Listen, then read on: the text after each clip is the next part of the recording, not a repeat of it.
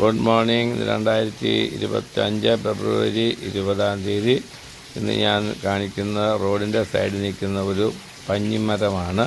പൽമീറ palm tree എന്നും ഇതിന് ഇംഗ്ലീഷിൽ ഇതിനെ വിളിക്കും. ഈ പഞ്ഞിമരത്തിന് ഏതാണ്ട് ഒരു 30 വർഷത്തോളം പഴക്കമുണ്ട്. 70 അടിയോളം ഉയരമുള്ള ഈ പഞ്ഞിമരം പൂക്കുന്ന സമയമാണ് ഡിസംബർ മാസത്തിൽ.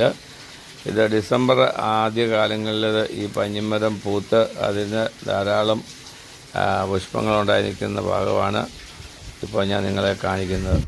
പഞ്ഞി പൂവ് ഏതാണ്ട് 15 ദിവസം കഴിയുമ്പോഴത്തേനും വലുതാകുകയും നീളമുള്ള പച്ച നിറത്തിലുള്ള അതിൻ്റെ കായ്കൾ അതിലുണ്ടാകുകയും ചെയ്യും. ഇത് കൂട്ടമായിട്ടും ഒറ്റയ്ക്കും സാധാരണ കാണാൻ സാധിക്കും. പഞ്ഞിമരത്തിൽ കയറുക എളുപ്പം അല്ല. ധാരാളം കവലകളുണ്ടെങ്കിലും അവ ശിഖരങ്ങൾ അടർന്നു പോകാനുള്ള സാധ്യത കൂടുതലാണ്.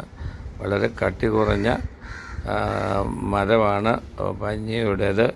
ഇത് സാധാരണ നമ്മൾ ഈ പേപ്പർ മില്ലുകളിലാണ് ഇതിൻ്റെ മെയിനായിട്ടുള്ള ഉപയോഗം. അങ്ങനെ ഡിസംബറിൽ പൂത്ത ഈ പഞ്ഞി ഏതാണ്ട് 2.5 മാസം കഴിയുമ്പോഴത്തേനും ഫെബ്രുവരി അവസാനമാകുമ്പോഴത്തേനും അത് മൂത്ത് വരുമ്പോഴത്തേനും ഇതിൻ്റെ കായ് തവിട്ട് നിറത്തിലാകുകയും അത് പൊട്ടാൻ തുടങ്ങുകയും ചെയ്യും. പൊട്ടി മലർന്നു പോയി കഴിഞ്ഞാൽ ഇത് കാറ്റത്ത് പറന്നു പോകും. അതിന് മുമ്പായിട്ട് ഇതിനെ നമ്മൾ കളക്ട് ചെയ്യേണ്ടത് ആവശ്യമാണ്.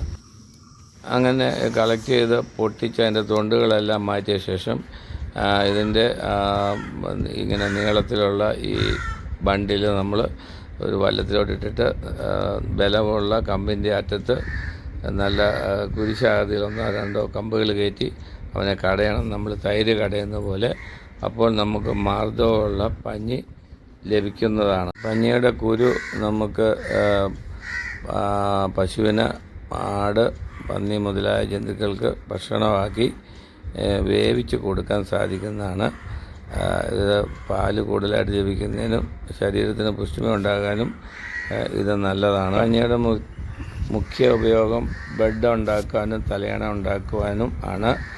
പഞ്ഞിക്ക് ഉള്ള പ്രത്യേകത എന്താണെന്ന് ചോദിച്ചാൽ റബ്ബറിൻ്റെ ഉണ്ടാക്കുന്ന ഫോം ബെഡ് പോലെ പഞ്ഞിയുടെ ബെഡ് ചൂടാകാറില്ല. വടക്കേ ഇന്ത്യയിലും തണുപ്പുള്ള സ്ഥലങ്ങളിലും ഇത് രജായി ഉണ്ടാക്കാനായിട്ടും ഉപയോഗിക്കാറുണ്ട്. ഞങ്ങളുടെ ഭവനങ്ങളിൽ ഇത് ചെറുപ്പകാലത്തിൽ ഞങ്ങൾ ധാരാളമായിട്ട് ഉപയോഗിച്ചുകൊണ്ടാണ് ഇരുന്നത്. നിങ്ങൾക്ക് വേണ്ടി ഈ വീഡിയോ ഷൂട്ട് ചെയ്തുകൊണ്ടിരിക്കുന്നത് ഞാൻ പൂഞ്ഞാർ കുര്യൻ.